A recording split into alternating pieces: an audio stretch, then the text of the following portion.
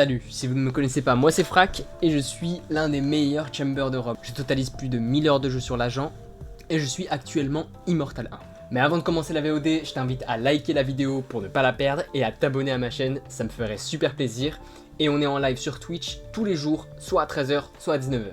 Donc tu peux activer les notifications pour être au courant de chacun de mes lives. Mais trêve de bavardage, aujourd'hui je vais te montrer le guide ultime sur Chamber. Et pour ça la vidéo sera divisée en plusieurs parties. Dans un premier temps je vais vous expliquer les spécificités de toutes les capacités et ensuite je vous expliquerai comment optimiser l'utilisation de celle-ci. Mais avant ça, débutons par les paramètres de base. Il faut savoir que Chamber c'est un agent qui est basé sur l'aim.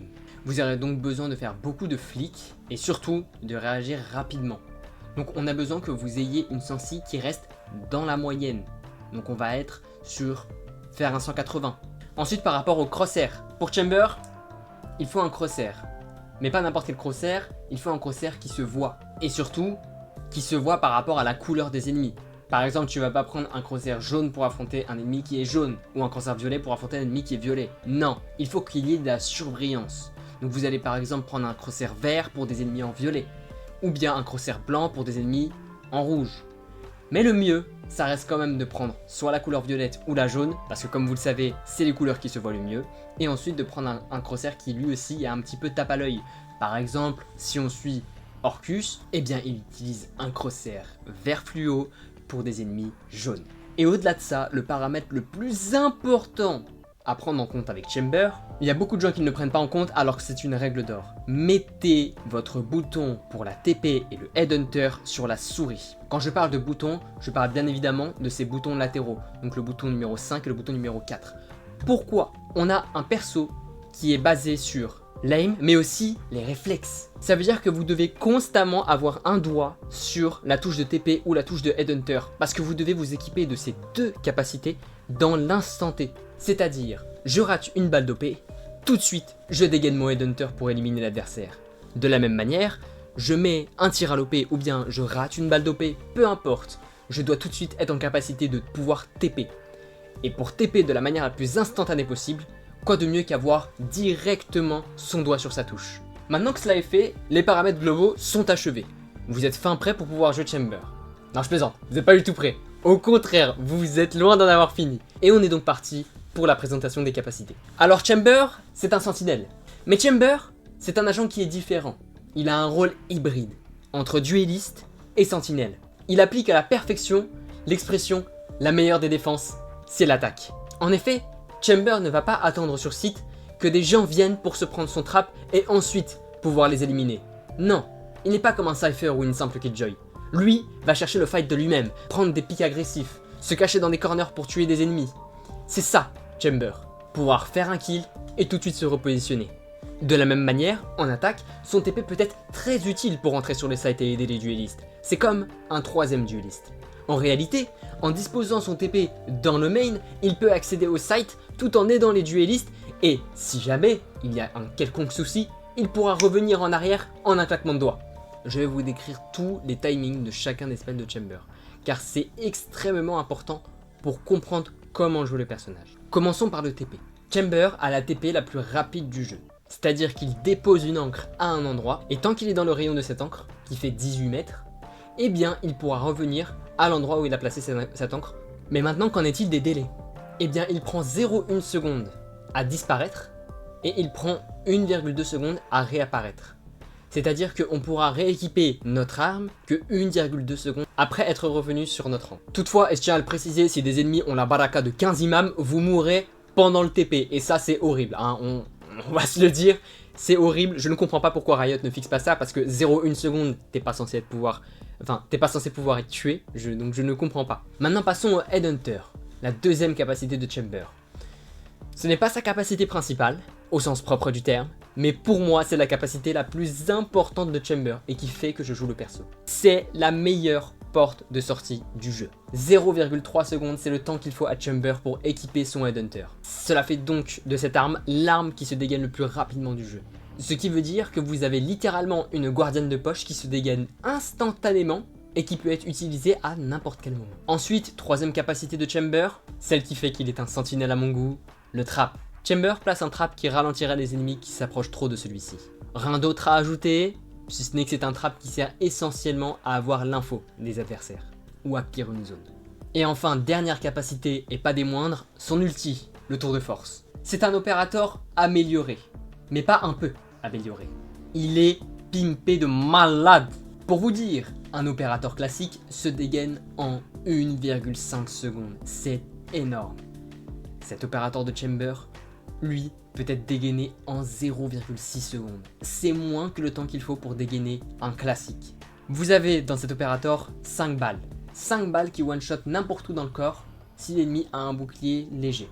Toutefois, si l'ennemi dispose d'un bouclier lourd, la balle dans les pieds ne lui infligera que 127 de dégâts, n'étant pas suffisant pour l'éliminer. Par ailleurs, la cadence de tir du tour de force est bien plus élevée que celle de l'opérateur. Enfin, pour finir, le tour de force de Chamber scope considérablement plus rapidement que l'OP classique. En effet, à peine vous cliquez sur le clic droit et boum, vous avez déjà scope sur l'adversaire. C'est donc l'un des meilleurs snipes pour pouvoir quickscope. J'ai donc fini de vous présenter l'agent. Maintenant, passons aux stratégies de combat. Tout d'abord, commençons par l'économie. Chamber est un agent qui nécessite une bonne gestion de son économie. Pour cela, je vais vous donner les différents cas de figure à appliquer. Tout d'abord, la règle d'or. Avoir toujours 4 balles de Headhunter dans son chargeur. C'est extrêmement important. Comme je l'ai dit, pour moi, c'est la capacité principale du personnage. Elle vous permet de vous sortir de situations qui étaient désespérées. Quand vous n'avez plus de munitions, quand par exemple, vous êtes dans une situation critique, eh bien le Headhunter vous sauve. Ah, et aussi, pitié! Arrêtez de jouer Vandal en défense avec Chamber. Ce n'est pas un perso qui est fait pour. Utilisez des armes qui sont faites pour one-shot l'ennemi en une balle et être sûr d'atteindre sa cible. Un snipe, un pompe, peu importe. Mais pas d'SMG, pas de Vandal. Le perso n'est pas fait pour ça, je vous en supplie. Mais autrement, évitez, vous avez un Headhunter, vous prenez une ligne, ça revient exactement au même. Et tout ça sans dépenser 2900. Commençons par le pistol round. Alors vous avez 3 possibilités et ce peu importe l'attaque ou la défense. Première possibilité, utiliser 6 balles et un trap. C'est ce que vous allez moins utiliser puisque généralement personne ne flanque en premier round. Ensuite, deuxième possibilité, c'est ce que j'utilise la plus souvent, les 8 balles de Headhunter. Vous avez un shérif, mais qui est boosté. Ce n'est pas un simple shérif. N'achetez pas shérif au gun round avec Chamber. Non seulement les ennemis peuvent le récupérer si vous mourrez, mais en plus de ça, vous avez moins de balles dans le chargeur. Alors oui, au total, vous pouvez recharger, mais non. Pourquoi vous ne devez pas faire ça? Parce que le shérif de Chamber, non seulement est bien plus précis, mais en plus de ça, vous pouvez scope avec. C'est-à-dire que vous avez un clair avantage par rapport à vos ennemis puisque vous les voyez mieux. Donc, jouez les longues distances en gun round. Les ennemis ne pourront pas vous atteindre, alors que vous aurez une lunette qui vous donne un avantage considérable. Jouez là-dessus. Ensuite, dernière possibilité, prendre un petit shield et 4 balles. Ça, c'est vraiment quand vous n'êtes pas en confiance sur votre aim.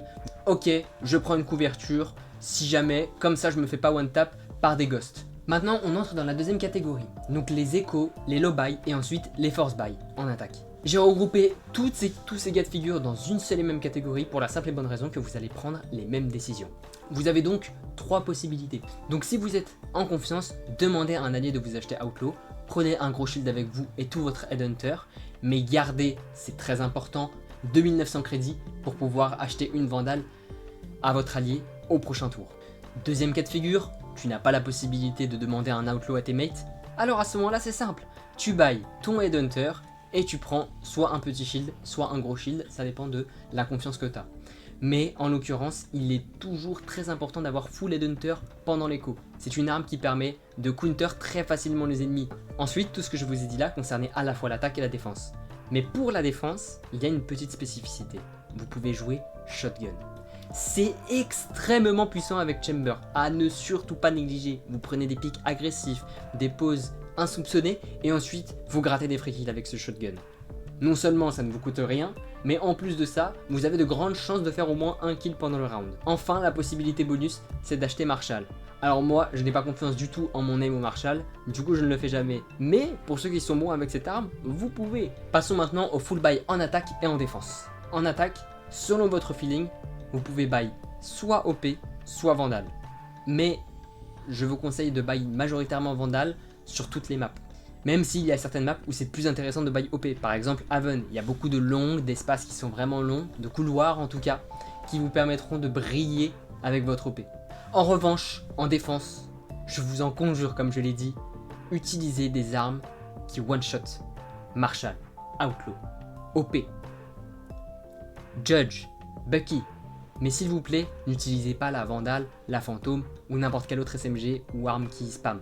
Ça ne sert à rien, ce n'est pas fait pour le perso. Maintenant, ce que je vous conseille de faire en défense, c'est d'entrer dans un cycle d'OP. C'est-à-dire que vous calculez à quel round vous aurez votre ult. Vous pourrez enchaîner au moins 3 fois Operator, et ce, peu importe si vous mourrez. Maintenant, rentrons dans le vif du sujet. Les strats avec les différentes capacités des agents. Le Headhunter. Comme je vous l'ai dit, ma capacité préférée. Abusez du fait que ce soit l'arme qui se dégaine le plus rapidement du jeu. Vous pouvez l'utiliser à chaque fois que vous avez fait un coup avec n'importe quelle autre arme. À commencer par le Bucky, je mets un coup de Bucky, ensuite un coup de Headhunter, et ça me fait un kill. Pourquoi ? Le Bucky a peu de chances de rater sa cible, à ce moment-là ça ralentit l'adversaire, je peux me concentrer sur mon Headhunter, je lui mets une tête. De la même manière, je rate ma balle d'OP ou bien je la réussis. Si je la rate, je prends mon Headhunter et j'essaie de mettre une balle à l'adversaire. Si je la réussis, eh bien je dégaine mon Headhunter pour éliminer un deuxième adversaire. Parfois justement, dégainer le Headhunter après un coup d'OP en situation de 2v1, ça permet de prendre de court l'adversaire. Il ne va pas s'imaginer que je vais rester prendre la ligne avec mon Headhunter et à ce moment-là, vous bénéficiez d'un free kill. Si vous savez qu'un adversaire vous attend parce que vous holdez une ligne à l'OP. Très bien, pas de souci. Tirez à l'OP, ça va le déloger, il va vouloir pique, il va se dire c'est bon, il est sur le timing, il est sur le cooldown de son OP, je vais pique, je vais pouvoir l'éliminer, c'est un free kill. Non, que nenni, vous dégainez votre Headhunter, crosshair placement, vous lui mettez la tête au moment où il sort. C'est extrêmement simple. Par ailleurs, étant l'arme qui se dégaine le plus rapidement du jeu, abusez du fait que vous puissiez vous balader en couteau. Et oui, en vous baladant en couteau, peu importe ce que vous faites, vous dégainerez plus vite que l'adversaire. Et si l'adversaire a déjà dégainé, c'est simple, vous faites un sidestep, vous vous repositionnez, vous lui mettez la tête, c'est free win. Et enfin, dernière petite précision sur la meilleure capacité de l'agent, dégainer le Headhunter, reset le spray. Ça, peu de gens le savent, mais quand vous êtes en train de spray avec une arme, dégainer le Headhunter, ça reset le recul de votre crosshair. Et donc, si vous êtes dans un fight et que vous êtes perdu, vous pouvez dégainer le Headhunter instantanément et essayer de mettre la tête directement à l'ennemi. Maintenant, passons au TP. Le TP de Chamber, pas de particularité, si ce n'est que vous pouvez le placer en hauteur pour pouvoir prendre des off-angle. Mais mis à part ça, il y a une seule chose que je peux notifier, c'est le fake TP de Chamber. Maintenant, passons au trap. Le trap de Chamber est un des rares traps qui peut être smoke, comme une tourelle de Killjoy par exemple. Et pour éviter cela, ne mettez jamais, et j'en vois beaucoup faire ça, ne mettez jamais votre trap dans un corner. En réalité, mettre son trap dans son corner, ça permet à l'ennemi de pouvoir le smoke et de passer sans aucun problème. Alors que si vous mettez votre trap en plein milieu de l'allée, il ne pourra pas smoke sur un côté, ou en tout cas ce sera très difficile pour lui de passer le trap sans être ne serait-ce que détecté. Donc faites très attention à ça et mettez toujours vos traps au milieu des allées.